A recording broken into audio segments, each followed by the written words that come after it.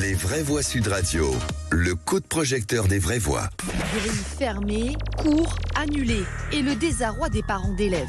Mardi matin, plus de 80 impacts de petits plombs ont été découverts sur les vitres du collège. L'inspection académique, qui ne juge pas le danger comme imminent, ne reconnaît pas leur droit de retrait. Ce qui a été décidé, c'est qu'il y a une présence policière qui sera pérennisée. On a vu des policiers ce matin, une patrouille de 3 personnes. Je pense que c'est pas le métier de l'école d'assurer la sécurité des élèves. Ce n'est pas un problème scolaire en réalité. C'est le problème d'avoir finalement des installations, des infrastructures de l'État qui gênent des commerces illicites et notamment le trafic de drogue. Et la nouvelle ministre de l'Éducation, Anne Genetet, a bouleversé donc son programme aujourd'hui pour présider une réunion sur la sécurité des établissements scolaires. Réaction à ces tirs sur la façade d'un collège. Le collège Mallarmé à Marseille. Plus de 80 impacts de plomb retrouvés sur la façade. Alors parlons, est-ce que des agents de sécurité peuvent suffire ou faut-il carrément envoyer des forces de l'ordre, évidemment, dans les quartiers les plus difficiles du pays? À cette question, faut-il poster des agents de sécurité tous les établissements scolaires de France? Vous dites oui à 54%. Vous voulez réagir? Manu attend vos appels au 0826 300 300. Notre invité pour en parler, Maxime Repère, est avec nous, vice-président national de la SNAL, qui est le syndicat national des écoles, des collèges et lycées. Merci d'avoir accepté notre invitation. Bonjour. Philippe Bilger, voilà, tous ces établissements scolaires en danger. Oui, peut-être. alors si en effet les établissements sont en danger de manière globale et intensive, là on a un exemple qui est très préoccupant. En ce qui me concerne, évidemment, je n'aurais rigoureusement rien contre tout ce qui pourrait venir les protéger d'une certaine manière, et votre question est pertinente. Mais je ne voudrais pas tout de même que l'exigence de sûreté et de tranquillité dans les établissements ou autour d'eux fasse perdre de vue tout de même que l'essentiel est ailleurs, que l'enseignement, apprendre, respecter les professeurs, c'est tout de même le cœur de l'activité scolaire. La sécurité ne doit pas prendre, pardon pour l'expression, toute la tête. C'est fondamental de garder la hiérarchie des mesures. Éric Bell. Collège Mallarmé. Alors non, je vais pas faire un jeu de mots sur bien armé. Hein. Oui, non. Mais collège Mallarmé, pour moi, c'est le symbole d'une école qui est en train de basculer dans l'ultraviolence. En revanche, je peux faire le parallèle parce que Stéphane Mallarmé était l'un des fondateurs du mouvement du symbolisme en poésie. Et le collège Mallarmé, ce qui s'est passé là, il y a eu déjà, sans doute, des trafics de drogue, il y a eu déjà des tirs. Mais là, je crois que c'est la première fois qu'on a 80 impacts. C'est ça. 80 impacts, oui. 80 impacts sur une façade, donc... Je comprends le point de vue de Philippe Bilger, mais là aussi, je me mets toujours à la place des gens. Il faut être concret. Si mes enfants étaient dans ce collège du 13e arrondissement de Marseille... On aurait peur. On aurait peur, et est-ce qu'on ne souhaiterait pas les protéger en mettant des vigiles devant? Oui, bien sûr. Parce que, en fait, alors c'est pas seulement vrai pour Marseille, c'est vrai pour la plupart des villes en France, et même les plus petites, qui basculent dans un trafic de drogue. On sait même si en fait l'État français n'est pas devenu une sorte de narco-État où la violence a pignon sur rue, y compris dans nos écoles. Comment réagir? En tout cas, c'est pas avec des pommes d'amour et des sucres d'orge, à mon sens. Bien sûr. Pierre-Yves Martin. En fait, c'est un sujet qui est vraiment passionnant. On en a déjà souvent parlé aux vraies voix Sud Radio. La place de l'école dans la société. Et la société est en pleine crise, et finalement l'école est peut-être le dernier bastion ou la dernière zone dans laquelle on va, comme le disait Philippe, privilégier l'enseignement, le partage des valeurs, le partage de la connaissance, la construction du projet de vie des uns et des autres.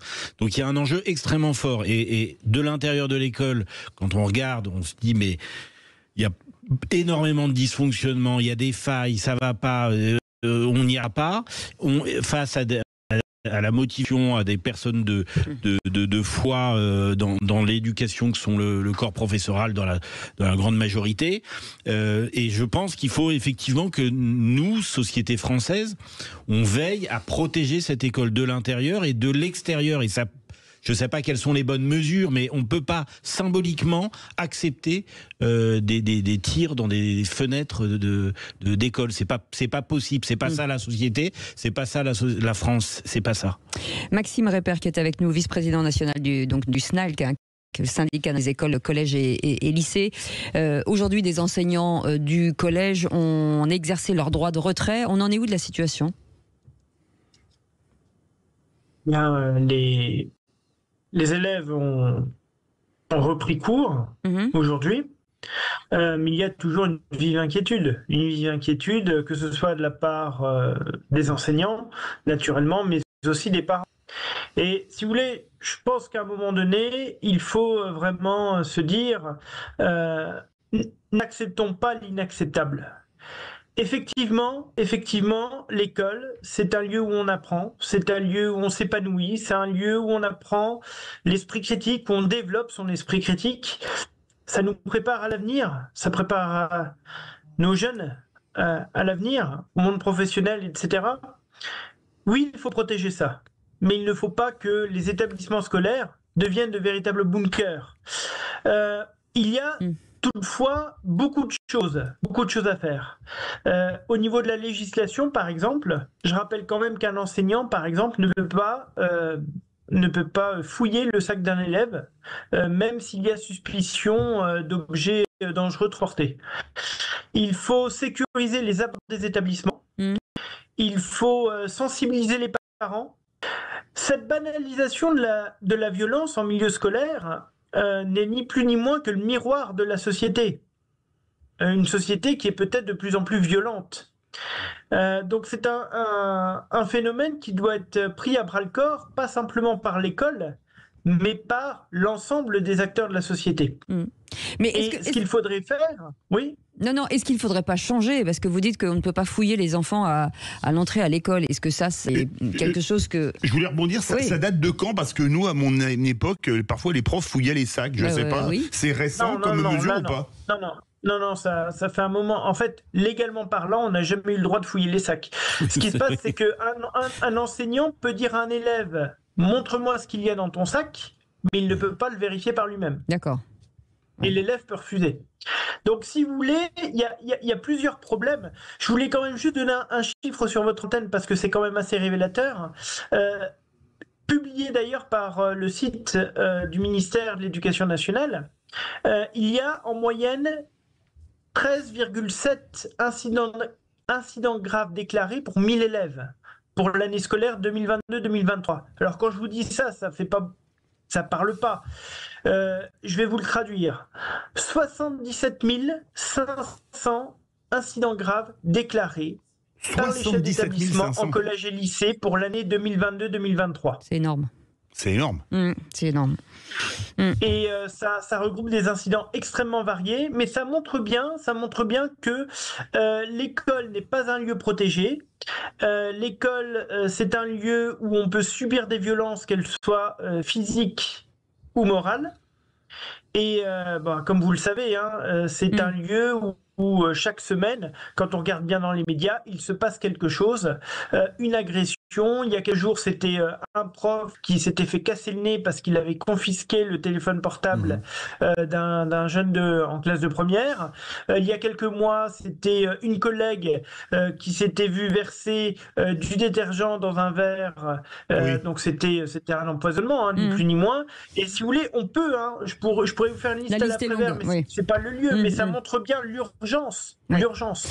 Merci beaucoup Maxime Repper d'avoir été avec nous, vice-président national du SNALC, syndicat national des écoles, collèges et lycées.